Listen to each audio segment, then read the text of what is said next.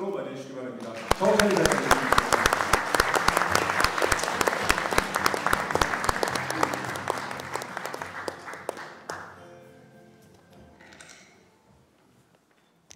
제가 인사말을 매번 하는데 너무 인포멀하니까 좀 포메니스를 집어들어요. 오늘 글을 써갖고 왔습니다. 괜찮죠? 네. 여러분 반갑습니다. 정찬입니다. 날씨는 춥고 일상생활이 바쁘실 텐데 많이 참석해 주신 모든 분께 감사드리며 여러분의 건승을 기원합니다. 올해를 마무리하는 12월입니다. 되돌아보면 시간이 참으로 빨리 지나갑니다. 불과 얼마 전 동반성장연구소를 설립한 것 같은데 벌써 11년이 더 흘렀습니다. 겸허한 마음으로 지난 시간을 되돌아보고 동반성장을 위해 더 노력할 것을 다짐해봅니다. 2012년 봄에 출범한 동반성장연구소는 동반성장이라는 시대적 소명에 집중하여 소통과 이해를 통한 기업 간 시너지를 창출하기 위해 노력해왔습니다. 지난 11년 동안 여러분의 노력으로 많은 성과를 이루었다고 생각합니다. 동반성장 문화 확산의 조성과 동반성장 문화의 확산과 조성과 확산은 우리 연구소의 대표적인 활동으로 자리 잡게 되었습니다.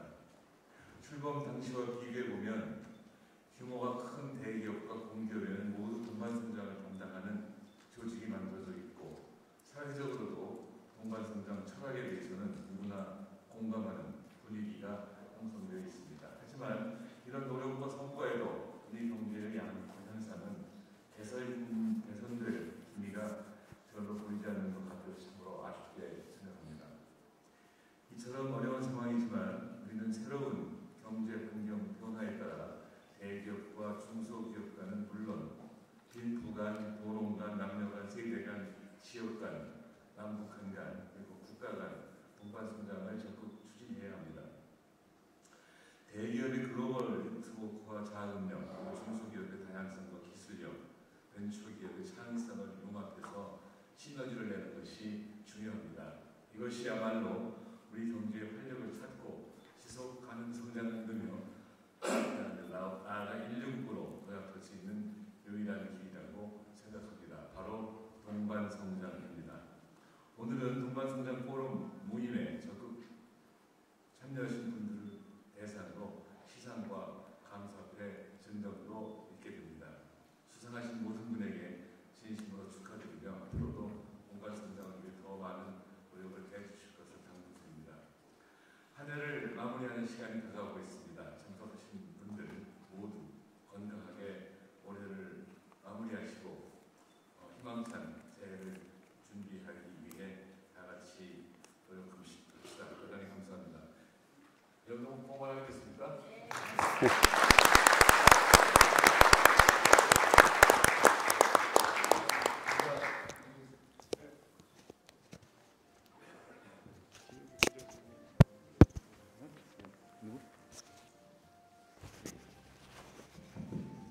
오늘 정말 많은 분이 오셔서 대단히 감사합니다. 우선 제가 한 달여 전에 어느 장소에 가서 철학 강의를 들었어요. 그래서 제가 애들 하는 말로 뿅 갔습니다. 그래서 그 강사님이신 김용규 선생님을 그 자리에서 와서 강의 좀 해주십사고 부탁드렸는데 또 그 자리에서 예스라고 대답하셔서 그냥 철학자를 그냥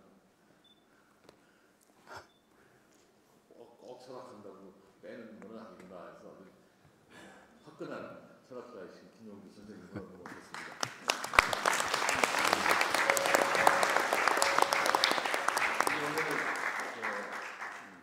새로운 분들이 많이 오셨는데 다 소개는 못하십니다만 먼저 소개하고 중간에 또 여기가 있으면 또 소개를 하겠습니다. 저희가 지금 굉장히 노력하고 있는 것이 젊은이들을 미리 좀 모셔오는 건데 저 같은 사람 꼰대라 그러지 않아요. 지금 오셨는지 모르지만 주신경 선생님 오셨어요? 네?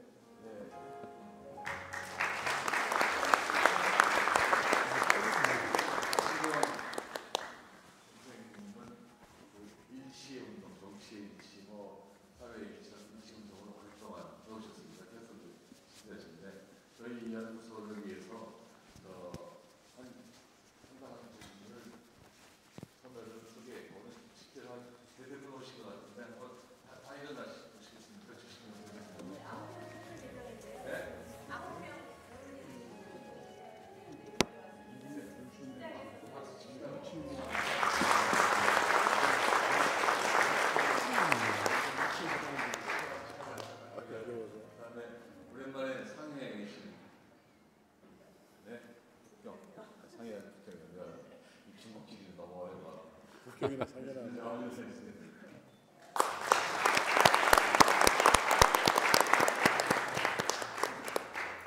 지금 제가 충청도 출신인데 충청남도 공주시는 공주군이 아니라 공주시 한천면 덕지리에 태어나신 민태진 교수님 모셨는데 어디 계세요? 네.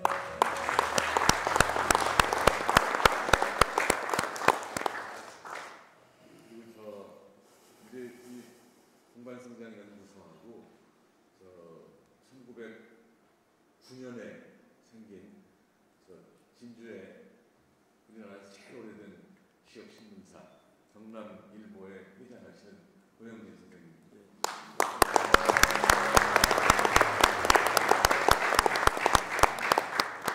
그리고 지난번에 오셔서 제가 소개를 드렸지만 우리나라의 자랑인 백선엽 장군님의 따님 백남희 여사.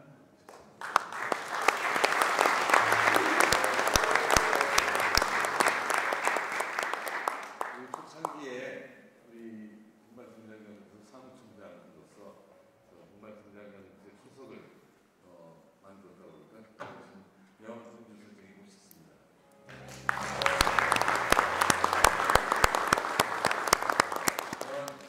혼자하셨는데 많이 나으셔서 고맙습니다. 그리고 과거에 소개를 했지만 너무 지금은 안 했는데 제가 서울대학교 총장 될 때 저한테 건강한 아끼십시오. 일만 열심히 하십시오. 하는 정종렬 선생님 오셨어요.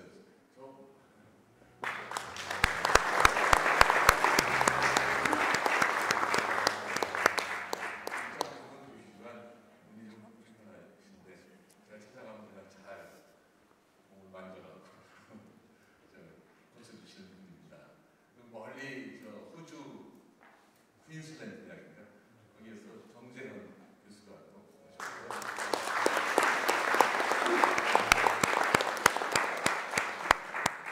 그다음에 지금 과거에 소개드렸지만 관악도 청장도 하시고 또 호주 지역의 구역 국회의원도 하셨는데 이번에 우리 이낙연 선생한테 초대를 받고 어떻게 할까 고민하시나 봐요. 김희철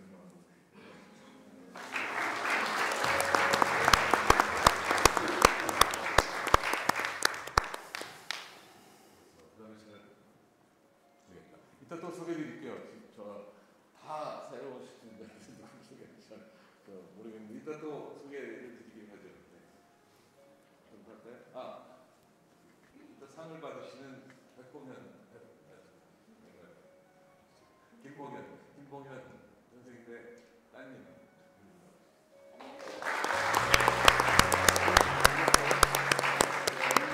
굉장히 자동차 사실도 있으면 오세요. 거기서 지금 최고의 실적을 올리는 분이고 부모님한테 효도를 굉장히 잘한다고. 효도가 어떤 형태인지 제가 잘 모르겠습니다. 카나다에서 오신 분 한번 인사해 보실까요? 카나다 밴쿠버에서 중앙일보 카나다 집입니다.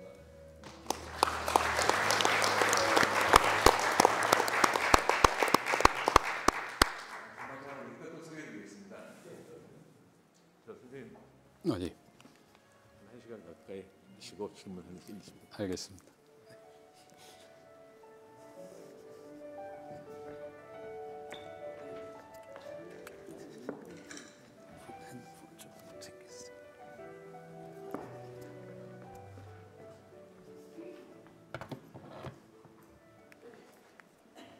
네, 여러분 인사 올리겠습니다. 반갑습니다. 예, 김용규라고 합니다. 저는 매우 촌놈입니다. 충북 괴산에서 오늘 기차 타고 오송에 와서 기차 타고 또 지하철 타고 걸어서 왔습니다. 역시 제가 서울에 한때 살았는데 서울에도 이렇게 아름다운 산책길이 있구나. 올라오는 길이 내내 좋았습니다. 서울대의 선생님들은 좋으시겠다. 학생들도 좋겠다. 이런 생각을 했습니다. 저더러 1시간 질의응답 포함해서 지금 이제 시간이 지났기 때문에 1시간 정도 시간이 남은 것 같습니다. 숲 이야기를 최소 120시간 정도 해야 위대한 숲의 가르침을 우리가 온전히 느낄 수 있다. 이게 제 주장입니다. 120시간 해야 될 분량을 1시간으로 축약하라. 거절했어야 마땅한 자리인데 그러지 못하고 온 걸 살짝 후회하지 않나 이런 고민을 좀 하고 있고요. 그래서 최대한 속도로 한번 내보겠습니다. 숲에게 길을 묻는데 무슨 길을 묻냐면 숲에게 좋은 삶의 길을 저는 묻고 사는 사람입니다. 저는 숲을 스승으로 섬기고 살죠. 한국 사회의 많은 사람들은 좋은 삶을 고민하는 것 같지는 않습니다. 성공하고 더 많이 성장하면 좋은 삶일 거라고 생각하는 것 같습니다. 돈이 모자라 삶이 지랄 맞다고 저는 생각지 않습니다. 공부가 모자라서 삶이 턱턱 발 걸려 넘어지는 게 아니라고 저는 생각합니다. 충분히 우리는 풍요로워졌고 넘치는 지식과 정보 속에 사는데 왜 삶은 힘들까? 여기에 대한 해답을 숲이라고 하는 스승은 사람들에게 충분히 전할 수 있다. 이게 제 주장입니다. 좋은 삶이 어디 있는가? 그걸 수학식으로 제가 표시를 해봤습니다. 함수죠. 상수로 꼽는 것이 있습니다. 돈이 있으면 된답니다. 그리고 건강하면 된답니다. 그 다음으로 꼽는 게 있습니다. 뭘 꼽을 것 같습니까? 돈과 건강 다음에 뭘 꼽을 것 같습니까? 대한민국 사람들이 순서가 정해져 있더라고요. 제가 1년에 코로나 전까지는 한 2, 3만 명 대중 강연을 하고 다녔는데 여쭤보면 순서가 세 번째는 누굽니까? 친구. 왜 사랑이라고는 얘기하지 않으십니까? 왜 남자라고는 얘기를 안 하시는 겁니까? 왜 가족이라고는 얘기를 안 하는 겁니까? 20대의 사랑이라고 얘기하는 아이들이 가끔 있습니다. 아직 맑은 영혼들이죠. 사랑이 날 더 설레게 하죠. 틀림없죠. 예. 친구 말고 사랑하는 여자가 나타나면 친구 대신 그 여자를 따라가야죠. 그게 청춘의 본능이잖아요. 그러다가 어떻게 변해가냐면 가족이 있으면 된다고 얘기합니다. 그러다가 어떻게 변해가냐면 남자들은 좀 잘 모르는데 여성분들은 현명해서 친구가 최고다 이렇게 얘기를 합니다. 그것도 모르고 남자들은 매일 꼬박꼬박 집에 들어가서 새끼밥을 달라고 그렇게 얘기해서 중년 이후의 남성들은 쓸쓸하고 외롭습니다. 여자들이 변해가는 걸 모르는 거죠. 그리고 네 번째로 꼽는 게 있습니다. 네 번째로 뭘 꼽냐면 어떤 사람들은 여유 이런 것을 꼽고요. 청년들은 일이 있으면 삶이 좋아질 거라고 얘기합니다. 일을 가진 사람들은 여유가 있었으면 좋겠다고 말하죠. 좋은 삶이 도대체 어디 있는가? 행복한 경제학이라고 하는 책에 보면 나오는 얘기입니다. 눈으로 읽어주십시오. 시간이 짧아서요. 몇 줄만 읽어보면 제가 집은 커졌지만 가족은 작아지고 편리함은 늘었지만 시간은 줄어들고 나머지 이야기들에 여러분 눈으로 읽어보셔도 대략 동의가 되죠. 우리 근대가 우리의 전통, 우리의 방법론을 포기하고 서양의 문명을 그대로 이식하는 과정에서 우리는 눈부신 성과를 이뤄냈습니다. 우리 근대가 이룩한 그 가치들을 정리해 놓은 목록이 뭐뭐하지만이라고 하는 대꾸의 형식의 문장 중에 앞쪽에 있는 내용들이죠. 그걸 요약하라고 하면 첫째, 우리 사회는 풍요로워졌고, 둘째, 빨라졌고, 셋째, 편리해졌고, 넷째, 그 어느 때보다 안전해졌고, 위생적이고, 그리고 그 어느 때보다 수평적으로 정부에 접근할 수 있게 되고, 뭐 이런 내용들입니다. 새마을운동 이후 우리 사회가 이뤄낸 가치들이겠죠. 그런데 대꾸의 뒤쪽 문장을 보면 뭐뭐하고라고 하는 후렴구처럼 반복되고 있는 문장의 내용은 우리의 내면을 이야기하고 있습니다. 우리의 내면은 어떻답니까? 한 문장으로 요약하라면 저는 이렇게 요약하고 싶습니다. 우리 내면은 바스락바스락하고 있다. 이게 너무 지나치다고 평가한다면 이렇게 완화해서 설명할 수도 있을 것 같습니다. 우리 내면은 그 어느 때보다 외롭다, 쓸쓸하다, 방황한다.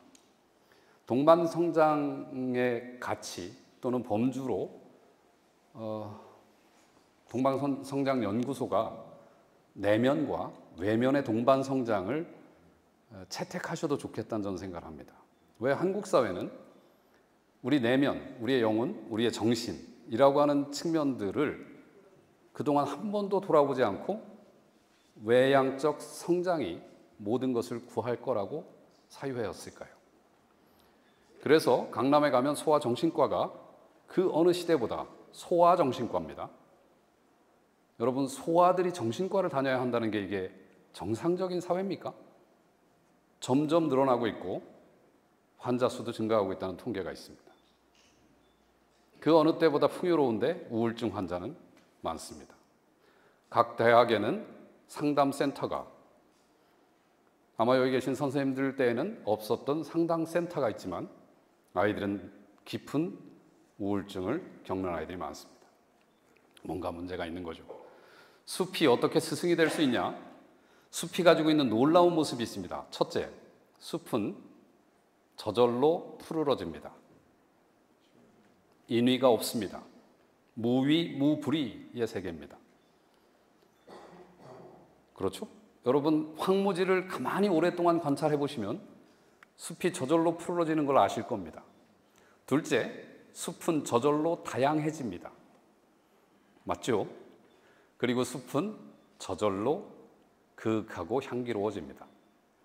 이 원리를 우리 사회 공동체가 채택할 수만 있다면 얼마나 좋을까요? 저절로 푸르러지고 다양해지고 그윽하고 향기로워질 수 있다면 여기에 숲이 스승일 수 있는 위치가 있다라고 제가 말씀을 드리는 겁니다. 그걸 제가 뭐라고 부르냐, 제 소개를 잠깐 하겠습니다. 저는 서울에서 한때 돈이면 삶이 좋아질 거야, 외양의 추구가 나를 구원할 거야라고 하는 저희 세대가 가졌던 집단적 무의식에 저도 취해서 돈 많이 벌고 화려하게 살면 좋은 삶이라는 믿음을 무의식 속에 가지고 있었던 것 같습니다. 그래서 돈 되는 회사를 옮겨 다녔습니다. 금융회사에서 일했고 이동통신회사로 옮겼습니다. 벤처 열풍이 불던 시절에 저에게 벤처기업을 하나 맡으라고 해서 한강이 보이는 아파트 한 채와 일부 지분을 저에게 제시한 대주주 앞에 제가 살고 싶었던 삶을 까맣게 내던지고 CEO로 한 7년간 일한 바 있습니다. 그러던 어느 날 몸이 제게 말을 걸어왔습니다. 오른쪽 팔을 들 수가 없었고 늘 뭔가 묵직한 머리, 그리고 아침에 깨어나는 게 힘들었습니다. 숲을 찾으면 그때 위로가 됐습니다. 제가 주로 올랐던 산은 도봉산, 북한산, 인왕산, 수락산. 제가 제일 좋아했던 산은 수락산입니다. 관악산은 몇 번 올랐는데 별 매력이 없었습니다.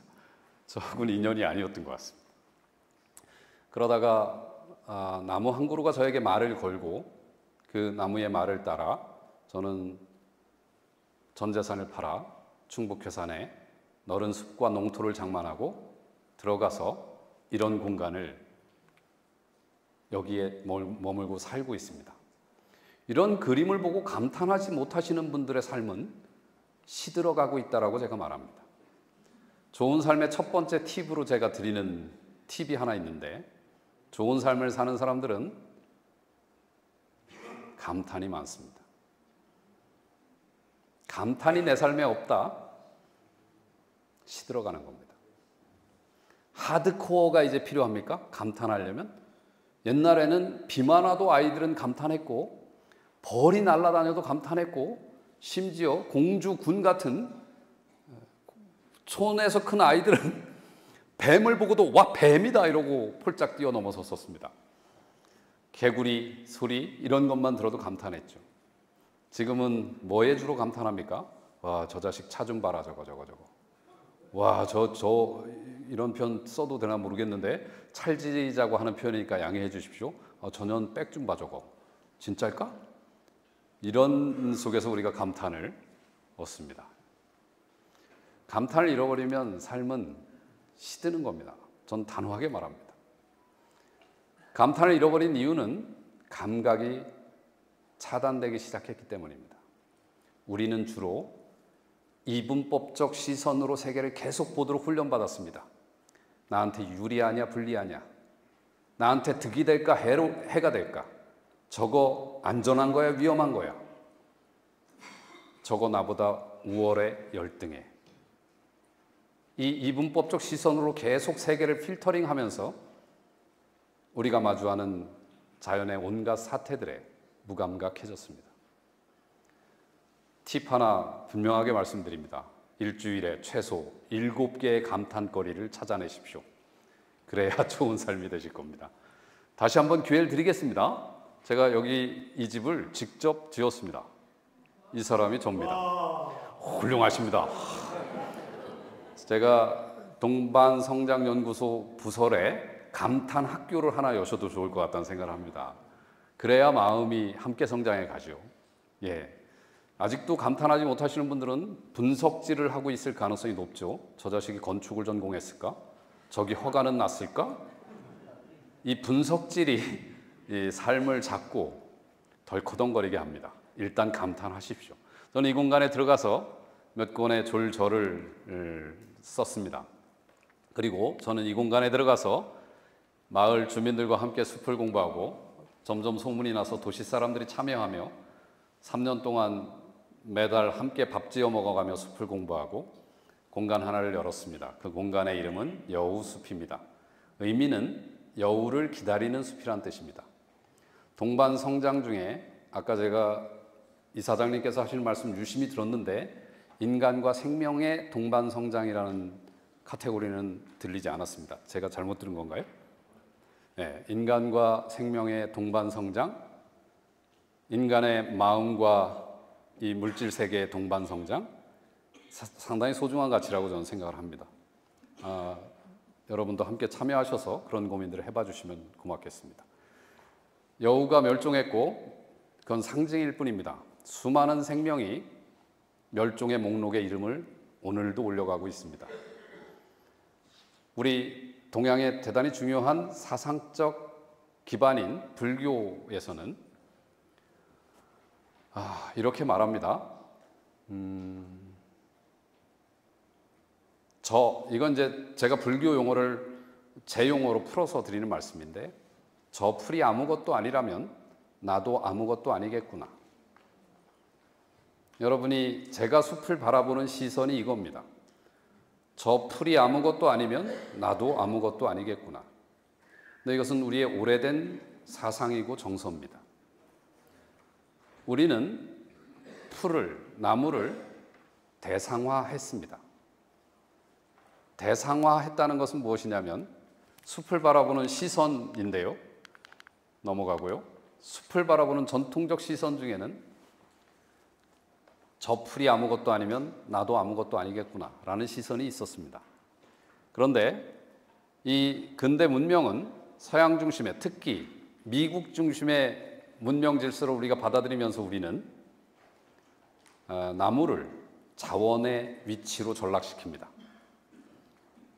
여러분, 숲을 바라보는 6시선 제가 정리해 봐드리겠습니다. 풀어서 쉽게. 첫째, 꼭 이 시선 중에 하나를 꼽아요. 대개 사람들이. 첫째, 이름이 뭐야? 그렇죠? 여러분, 숱하게 이름이 뭐냐고 묻고 다니죠? 그리고 다음에 가서 또 묻죠? 이름이 뭐야? 둘째, 옆에 계시는 여성분들이 이렇게 묻죠? 그거 나물로 먹는겨? 그렇죠? 세 번째 시선, 옆에 있던 남자들이 주로 들이대는 시선입니다. 그거 먹으면 어디 좋은겨? 넷째, 은퇴를 앞둔 분들이 물어봅니다. 그거 그럼 때로 심으면 돈 좀 되는겨? 그나마 다행한 시선이 여성분들에게 하나 있습니다. 와, 예쁘다. 심미적 시선이 그나마 살아있죠. 6번째 시선은 우리나라 현재 충북 지역의 어느 대학의 대학원장이시든가 산림자원학과의 선생님께서 들여오신 시선입니다. 숲은 피톤치드가 많아 참 좋아. 저기 공원에 가서 등을 두드리면서 박수를 치면서 숲은 피톤치드가 많은 인간을 치유해주는 공간이라고 하는 시선. 이렇게 6가지죠. 이 밖의 시선이 제가 보기엔 별로 없는 것 같습니다. 우리가 숲을 스승으로 만나 이야기를 들으려면 새로운 눈이 열려야 됩니다. 숲은 위대한 스승입니다. 그런데 우리가 이 눈을 뜨지 못하고 패안해서 숲의 가르침을 만나지 못합니다. 어떤 시선인가? 동아시아의 시선은 이런 겁니다. 저 풀이 아무것도 아니면 나도 아무것도 아니겠구나. 이런 시선이 저에겐 자연스럽게 열렸고요. 노자는 한 문장으로 이렇게 말했습니다. 도법자연, 모든 길은 자연을 닮아 있다. 이렇게 말했습니다. 옛사람들은 숲을 이르기를 무자천서, 하늘이 지은 글자 없는 책이라고 얘기했습니다. 하늘이 지은 글자 없는 책을 어떻게 눈으로 읽을 수 있겠습니까? 새로운 눈을 떠야 되죠. 새로운 눈을 오늘 짧게라도 뜨게 해드리고 가고 싶습니다. 이것도 그냥 참고하시고요.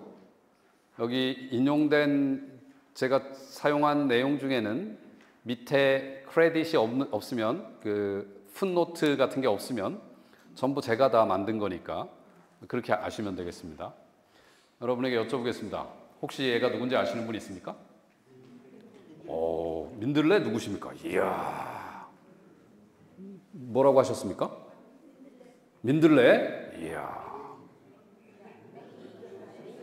냉이에요. 그렇죠. 네. 민들레예요. 네. 질갱이에요. 이야. 네, 얘는 냉이라고 하는 풀입니다. 여러분, 냉이 하면 뭐가 떠오르십니까? 된장국. 훌륭하십니다. 또요? 냉이 하면 또 떠오르는 거 뭐 있습니까? 냄새, 향기. 여자들은 향기라고 하고 남자는 냄새라고 합니다. 예. 그리고 봄이 또 떠오르실 수 있을 겁니다. 예, 냉이에서 꽃을 떠올리시는 분이 아까 저기 한 분 딱 있는 것 같아요. 심지어 오늘 냉이가 꽃핀다는 거를 처음 아신 분도 있을 것 같습니다. 냉이도 꽃핍니다. 여러분, 냉이 캐러 가보신 기억 있습니까? 언제 갑니까? 봄 중에서 2월에 남쪽이신가 봐요, 동네가? 아, 그래요. 남쪽은 1월에 가도 되죠. 중부지방은 한 2월 정도. 이때 밤에 영하입니까? 영상입니까? 영하. 영하인데 뿌리 잎을 가지고 있어요, 얘들이. 그쵸? 그러면 냉이는 싹을 언제 틔웠을 것 같습니까? 겨울 누굽니까? 이야, 공부 잘하셨죠? 공부 잘하는 사람들이 하는 공부 방법이 있습니다. 그 중에 대한민국의 시험이 묻는 건 딱 4가지만 물어봅니다. 시험에서 묻는 내용이 한 4가지밖에 안 되더라고요. 첫째, 너 얼마나 잘 배웠냐? 암기 능력. 둘째, 너 유추하는 능력 좀 있냐? 분석, 해석하는 능력까지 이 정도를 대충 물어보는 것 같습니다. 냉이가 언제 싹 틔웠냐고 했더니 겨울이라고 말씀하셨는데, 여러분, 시간이 짧아서 그래도 이건 좀 말씀을 드리고 갈게요. 우리 삶이 염전 같다고 한번 생각해 봐 주십시오. 염전 아시죠? 바닷물을 가두고 썰애질합니다. 휘발할 놈들, 증발할 놈들 다 증휘발하고 마지막에 알갱이가 남습니다. 뭐죠? 그게 소금. 우리 삶이 염전 같은 거라면, 그래서 여러분의 삶도 썰애질을 하고 나면 죽기 직전까지 소금처럼 남는 게 있다면 뭐일 것 같습니까? 여러분 삶에 소금처럼 남을 것 같은 건 뭐인 것 같습니까? 지혜. 저희 어르신 2분이 돌아가실 때 한 분은 매우 지혜롭게 돌아가셨고, 한 분은 지혜는 전혀, 평소에는 지혜가 많으셨는데 치매를 앓으시며 지혜가 빠져나갔습니다. 우리 삶의 마지막까지 남는 거, 시간이 짧아 제가 말씀드릴 테니까 이견이 있으면 말씀하십시오.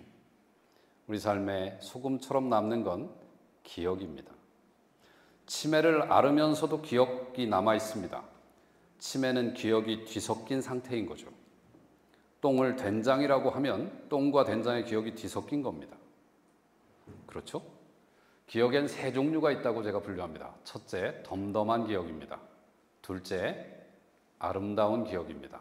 셋째, 아픈 기억입니다. 덤덤한 기억이 뭔지 제가 바로 증명해 보겠습니다.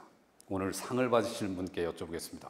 문과, 이과, 상과, 다 문과, 이과, PV는 NRT. 공식 좀 설명해 보시죠. PV. 네, PV는 NRT. 정상이죠. 그렇죠.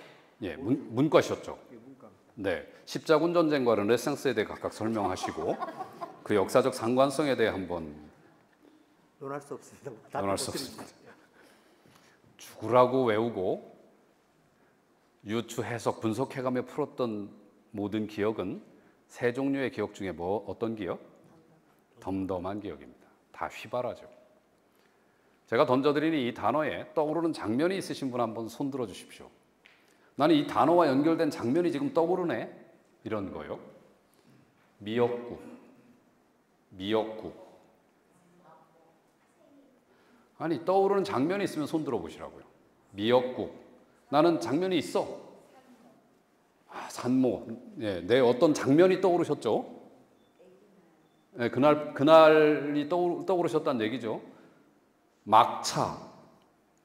막차와 연결된 기억 있어요? 있으면 손 좀 들어도 안 시킬게요. 네. 자, 원두막. 좋아요. 손 드신 분들, 십자군 전쟁. 네. 보세요. 머리로 쌓는 기억은 다 휘발하고 사라지는 겁니다. 몸으로 경험해낸 기억만 남아있죠. 미역국이 어떤 사람에겐 아름다운 장면일 수 있고요. 어떤 사람에겐 서러운 장면일 수 있습니다. 왜 아이들을 자꾸 머리로만 살라고 하는지 모르겠습니다. 죽음 앞에서 모든 것은 단순해집니다. 우리 삶에 소금처럼 남는 건 기억이고 좋은 삶은 두 번째 팁입니다. 몸으로 경험해내는 아름다운 삶의 기억이 많은 삶이 좋은 삶입니다. 그렇죠? 네. 냉이를 왜 얘기하다 거기로 넘어갔냐? 냉이를 유추하지 않고 몸으로 경험해 본 사람들은 압니다. 냉이는 지난 가을에 싹을 틔워놓는 겁니다. 아까 첫 장면에 보여드렸던 그 냉이는 제가 찍은 10월 달의 사진입니다. 그러면 생각해 보셨습니까? 냉이는 왜 서리빨이 곧 내릴 상강 직전에 이미 싹에 터 있나? 서리빨을 견디고 눈보라를 견디고 어목한 북풍 한설을 견뎌야 하는 이유가 뭘까? 이른 봄날 싹 터서 이른 봄날 꽃피면 안 되나? 제가 바라보는 시선은, 숲을 바라보는 시선은 냉이 한 포기가 가지고 있는 삶의 배경과 사연을 함께 들여다보는 시선입니다. 서양 과학이 가지고 있는 시선은 아까 말씀드린 것처럼 단면, 이분법, 냉이 먹는 거야. 우리 몸에 좋아. 유익한 거지. 해롭지 않아. 그런데 냉이도 삶의 사연이 있구나. 이 시선으로 제가 본다고요. 냉이가 어떤 사연이 있길래 그럴까요? 냉이가 꽃을 피우고 열매를 맺어놨습니다. 냉이 열매 사이에 둘러싸여 있는 이 풀이 보이십니까? 보이십니까? 네, 저놈이 누구 같습니까? 군단위 이하에서 크신 분들은 이 정도는 아셔야 되는데, 네, 혹시 망초, 개망초 아시죠? 주홍서나물이라고, 제가 보기엔 주홍서나물이라는 녀석인데 망초, 개망초처럼 키가 이만큼 높은 풀들입니다. 냉이는 생겨먹기를 키가 요만합니다. 저 키 큰 놈들하고 같은 시기에 출발하면 냉이는 광합성을 할 수가 없습니다. 지난 가을 그 서리빨을 견디며 뿌리 잎을 만들어 놓고 겨울을 견디다가 다른 놈들 올라오기 전에 총알처럼 스프링, 봄이 스프링이잖아요. 총알처럼 튀어오릅니다. 용수철처럼 튀어오릅니다.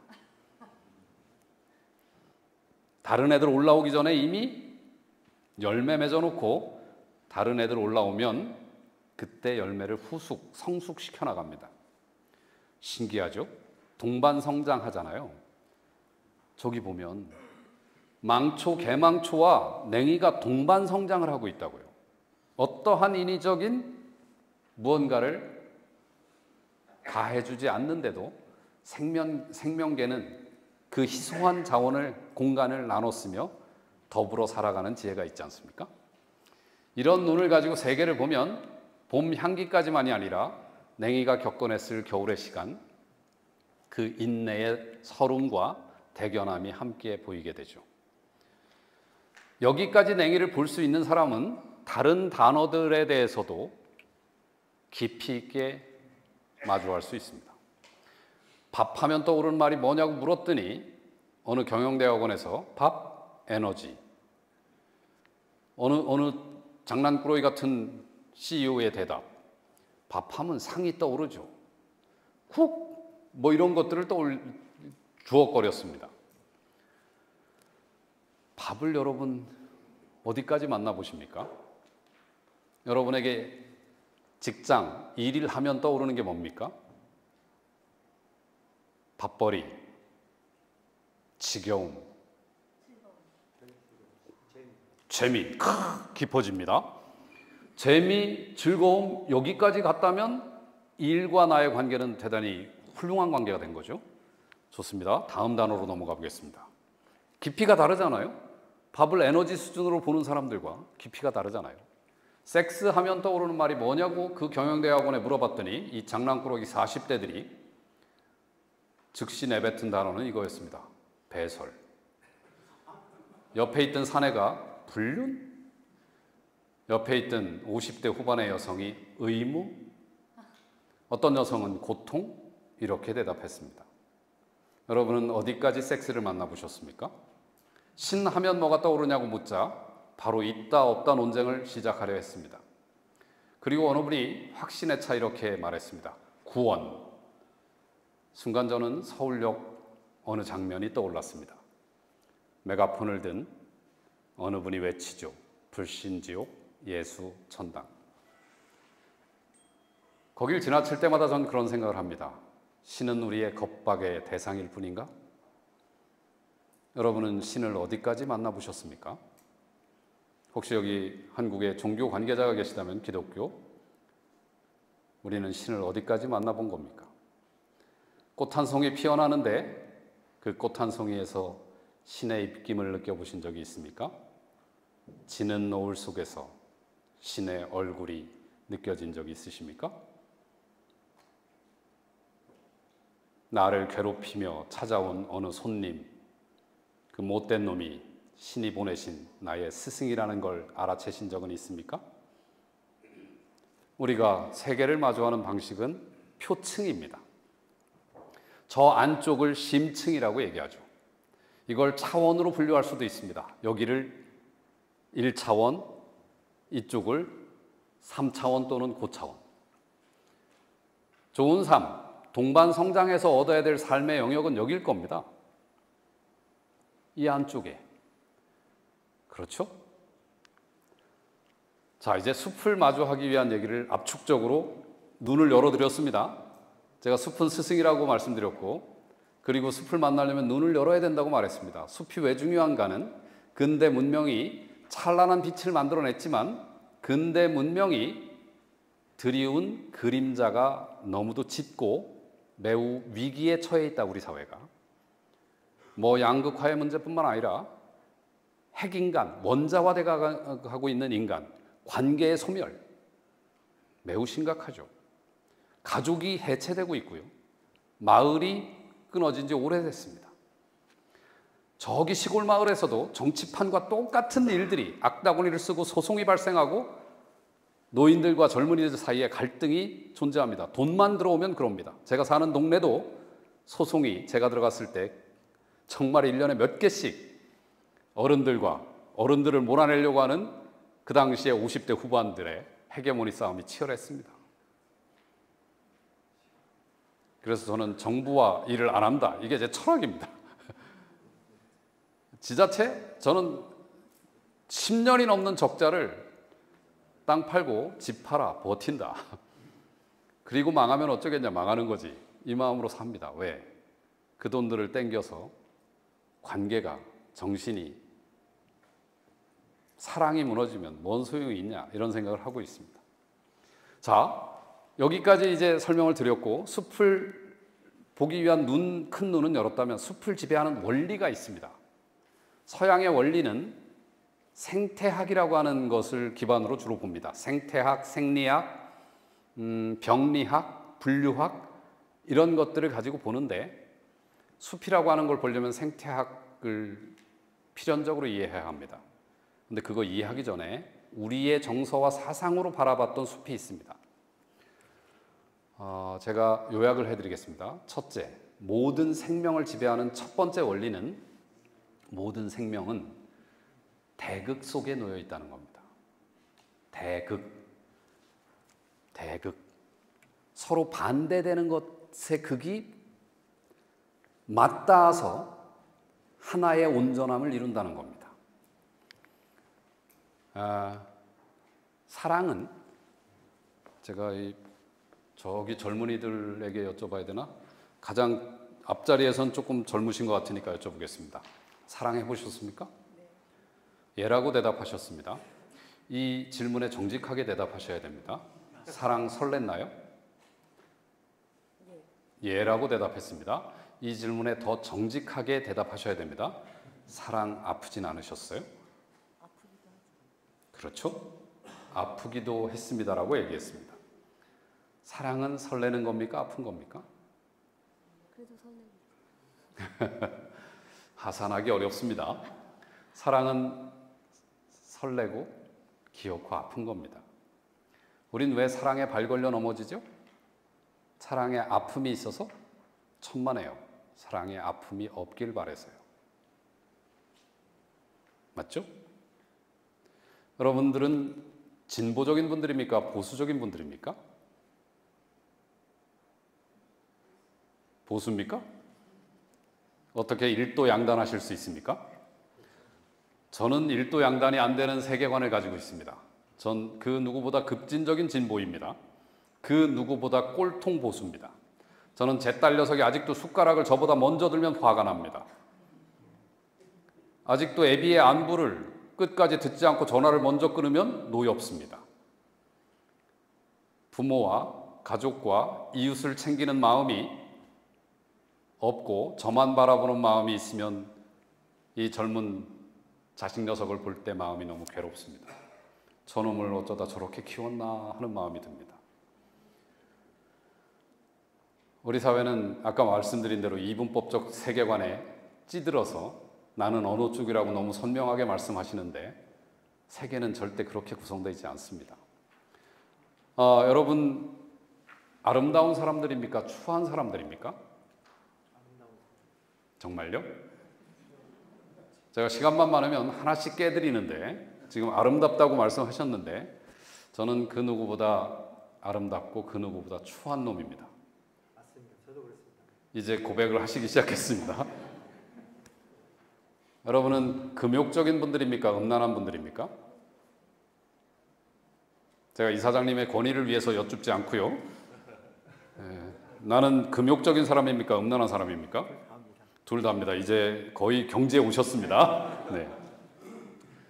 우리는 금욕적일 수 있고 그리고 본디 음란합니다. 신이 그렇게 만들었습니다. 음란하지 않고 종을 이어갈 수 없습니다. 사람다움 중에 하나는 그 욕망을 바라볼 힘이 있다는 겁니다. 이게 인문이죠. 사람이 그려낸 무늬 중에 하나가 바로 인간이 만든 윤리, 도덕이라고 하는 겁니다. 어쨌든 우주는 그렇게 구성되어 있습니다. 사랑, 설레고 아픈 거라고요. 몸뚱어리, 금욕과 음란의 결합이라고요. 여러분이 오늘 하루를 사셨나요? 오늘 하루를 죽어가고 있나요? 살고 있다고요? 하산이 영 어렵겠어요. 여러분 다시 생각해 보시죠. 오늘 하루 살고 계신 건가요? 오늘 하루 죽어가고 있나요? 수료입니다. 나가셔도 됩니다. 특별상 하나 드리고 싶네요, 제가. 오늘 하루를 살고 있는 거이면서 동시에 우리는 죽어가고 있죠. 이 대극의 모순이 우주의 원리라고요. 이걸 이해하셔야 한국 사회를 구할 수 있다고요. 거창하게 말하면 이 대극의 모순 중에 나는 음란하지 않다고, 나는 정의롭다고. 여러분이 정말 정의롭다고요? 여러분의 마음속에 있는 추한 욕망은 어떻게 하고요? 이 대극의 모순을 우리가